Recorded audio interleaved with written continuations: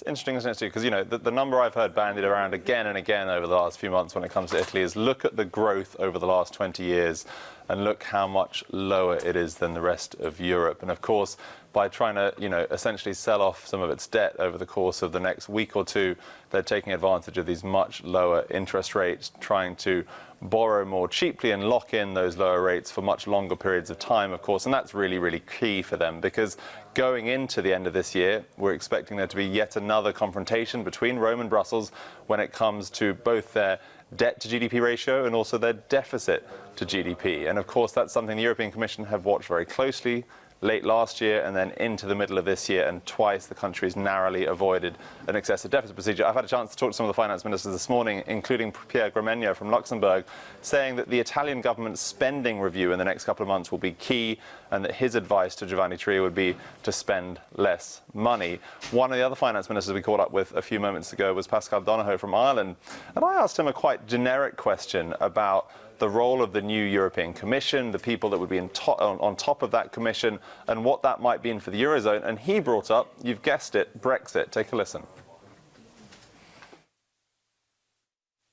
In place now to allow Europe to respond back, to protect our single market, and to ensure that we can rise to the risks that might be created in dealing with Brexit.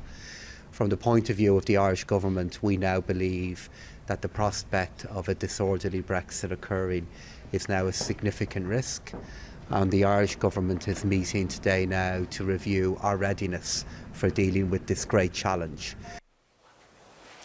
He went on to say that he thought that with Christine Lagarde at the ECB and von der Leyen as the new Commission President, that Ireland expected to continue to receive support and understanding from the various European institutions that would help them weather a potentially hard Brexit. And of course, that will be a key focus for the Irish government over the next couple of weeks as we see this Conservative Party leadership contest in the UK continue, with results expected by the end of the month and potentially a new government in place before the British Parliament rises for its summer recess around the 24th, 25th of July. Back to you guys. Hi, I'm Joanna Bersecci, and thank you for watching. You can check out more of our videos by clicking on the boxes on the screen. And don't forget to subscribe to our channel for more from CNBC International. Thank you for watching.